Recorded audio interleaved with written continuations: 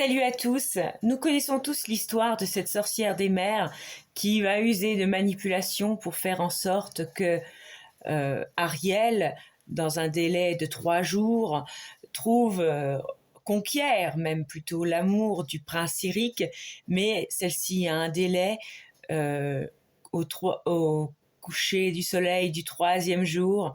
Elle devra faire en sorte que son prince soit tombé amoureux d'elle et qu'il l'embrasse, pas d'un baiser ordinaire, mais celui de l'amour véritable. Sinon, celle-ci deviendra sa propriété. Mais, on le sait, c'est une très bonne manipulatrice et qui va prendre justement la forme humaine qui est celle de Vanessa pour charmer Eric, parce que dans son collier en forme de coquillage, elle a emprisonné la voix d'Ariel, etc. Mais est-ce qu'on connaît vraiment le passé d'Ursula? Est-ce qu'on connaît vraiment ce qui a fait que cette femme démoniaque est devenue ce qu'elle est en réalité? Eh bien, grâce à ce roman, on le sait. Enfin, cette histoire est une version, dirait-on. Et ce type de roman est tel que ça nous montre que les méchants de Disney ont eu la possibilité de transformer leur vie grâce à l'amour. Et c'est le cas de Vanessa alias Ursula. Parce que c'est vrai que dans l'animé, Vanessa, c'est plutôt, dirait-on, une couverture pour celle-ci, pour qu'elle puisse déambuler sur la terre ferme et arriver à ses fins par le biais d'Ariel. Mais dans cette histoire, ce n'est pas qu'une couverture, c'est vraiment une entité à part entière, et celle-ci devra choisir entre l'amour et le pouvoir. Et on sait très bien ce qu'Ursula choisira. Mais avec cette 4e de couverture déjà bien captivante, vous allez, je pense, apprécier ce type de lecture. Ce qui nous dit ceci. Donc Disney Villain de Hachette Héros. Happily Never After, déçue par le peuple de la mer qui l'a rejetée, Ursula, devenue Vanessa, s'aventure pour la première fois sur Terre, où elle part à la recherche du pouvoir ultime qui la rendra si puissante que plus jamais personne ne pourra l'ignorer. Voilà pourquoi celle-ci va prendre la forme de Vanessa pour se rendre sur Terre. Elle veut, pour s'affranchir et surtout se faire en sorte que le peuple de la mer ne la considère plus comme une paria, qu'elle a le droit d'être ce qu'elle est, qu'elle a le droit d'exister avec ses pouvoirs, etc. Et elle veut montrer à ce peuple de la mer que c'est elle la plus puissante et que d'une façon ou d'une autre, elle les gouvernera tous. Et donc, elle va sur la terre ferme pour essayer de trouver une magie si puissante que ça la rendra indestructible. Voilà. Sauf que elle va tomber sur une famille qui sont les Barros. Voilà. Mais son destin l'amène jusqu'à André Barros, un simple humain dont elle va tomber amoureuse. Peut-on réellement tout avoir dans la vie, l'amour et le pouvoir, ou Vanessa devra-t-elle faire un choix? Bien avant les contes que vous connaissez, découvrez les histoires d'amour des méchants Disney. Cet André Barros, c'est un humain qui peut paraître banal, mais c'est un homme profondément bon. Il est apothicaire, il a appris ça par nul autre que son père, et son désir dans la vie, c'est de rendre service aux autres. Et c'est un homme surtout qui est profondément brisé, parce que la mort de ses parents l'affecte toujours. Il vit avec sa petite sœur qui s'appelle Sarah, qui est malade. Et lui, en tant qu'apothicaire, c'est un déchirement parce que il est vraiment dans le sentiment de l'impuissance, qu'il ne peut rien faire pour sa sœur. Et une femme d'un certain âge va venir à sa rencontre à son chariot des merveilles pour lui proposer d'aller chercher un trésor très ancien pour que celui-ci puisse aider sa sœur. Sauf que c'est un piège, car ce trésor a un prix. Au tout début, donc c'est un coffre rempli de potions magiques. Il va s'en servir sur sa sœur et également sur les gens du village où il habite, en pensant, vu les résultats que ça a sur sa sœur, que ça ne pourra faire que du bien. Mais au bout d'un certain temps, les effets se retournent contre ceux qui l'ont utilisé et ça aggrave la situation. Voilà. Et donc celui-ci est torturé, il est déchiré parce qu'il se sent coupable en ayant voulu faire le bien. Et ben avec cette magie, il a aggravé les choses. Et Vanessa arrive, alors à la fin d'être amnésique, alors que c'est pas le cas, et elle tombe dans cette famille qui l'accueille, qui la soigne, pensant qu'elle est blessée, etc. Et surtout, elle va découvrir au sein de cette famille de nombreux sentiments qu'elle ignorait. La peur, l'amour, l'amitié, etc. Et ce roman, ce qui est sacrément intéressant, j'ai même presque pas eu l'impression de lire un Disney, j'ai presque plus eu l'impression de lire une aventure épique plongée en pleine mythologie grecque, parce que il y a énormément de références à la mythologie grecque dans ce roman. Méduse, Circé, parce qu'ils vont se rendre dans l'île d'Omis, parce que ce livre, il est découpé en 4 sous-parties qui racontent les péripéties d'André et de Vanessa alias Ursula. Et il y a beaucoup d'autres références également dans le côté de la mythologie grecque, vu qu'il y a Circé, donc ça fait référence au livre d'Homère qui est l'Odyssée avec Ulysse. Voilà.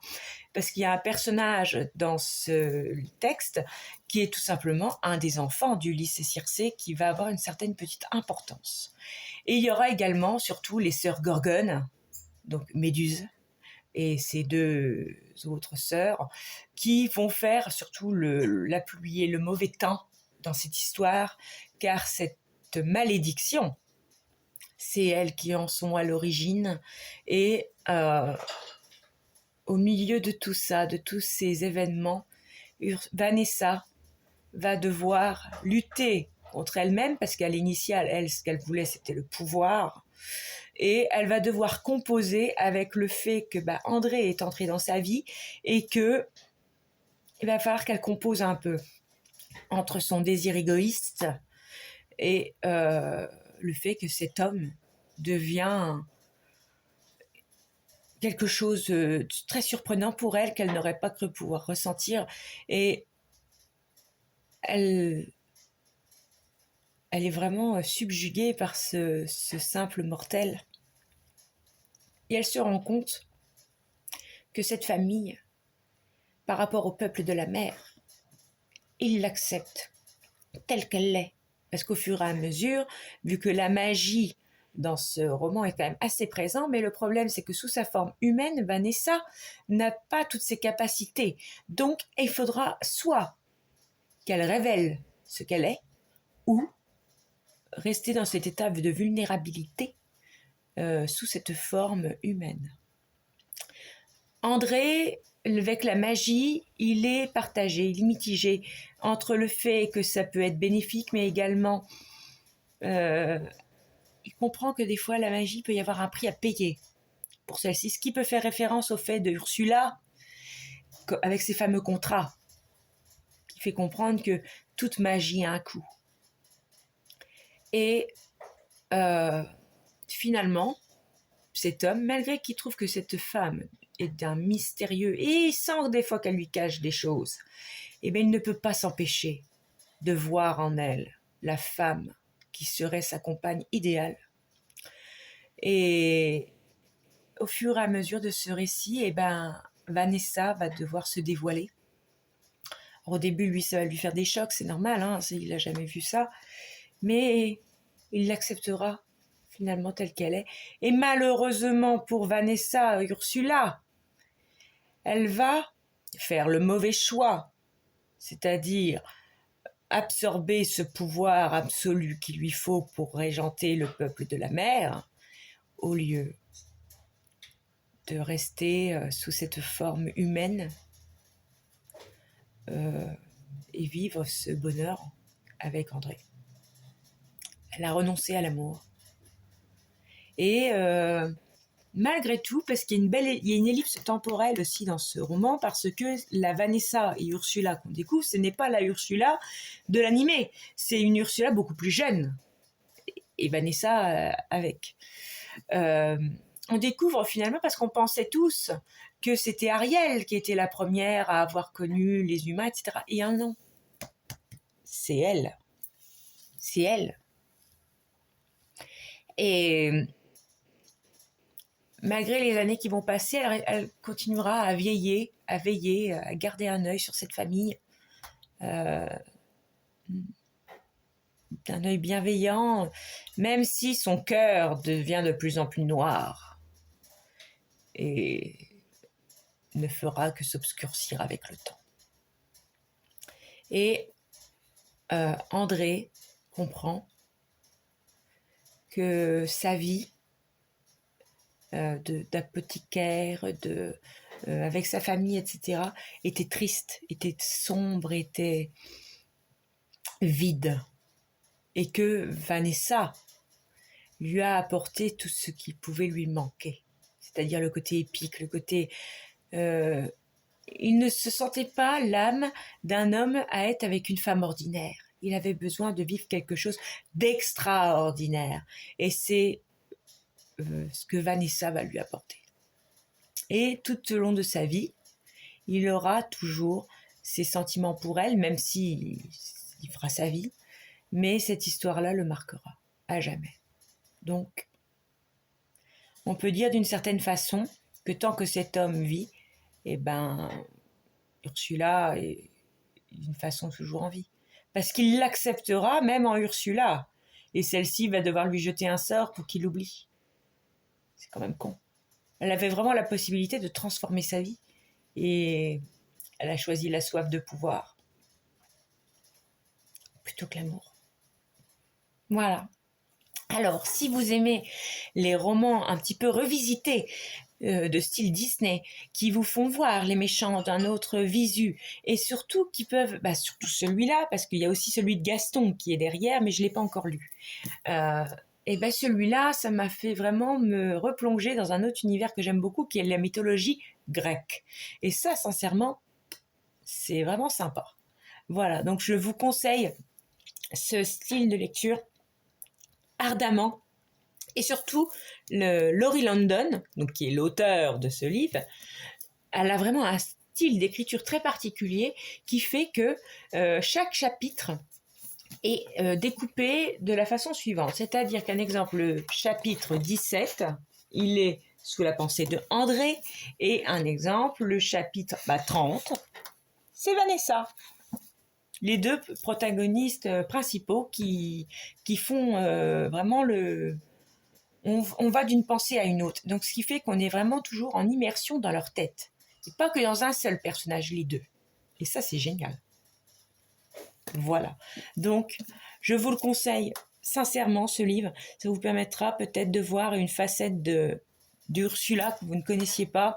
Et surtout, ça nous permet de voir que la Ursula n'est pas que Ursula. Vanessa est toujours en elle. Et que malheureusement, par la suite, elle ne deviendra plus qu'une enveloppe sans âme, en fait. Et c'est ça qui est intéressant. C'est qu'un personnage si secondaire dans l'animé ait une telle importance dans un récit. Voilà. Je vous souhaite une bonne continuation. J'espère que cette vidéo vous aura plu et que surtout, ce type de récit entre certains méchants qui doivent choisir entre le pouvoir et l'amour, alors que l'on sait très bien le choix qu'ils ont fait, c'est vu l'animé qui est derrière, mais c'est intéressant de voir comment les choses se sont déroulées. Voilà. Pensez à vous abonner et mettez le petit like. Salut!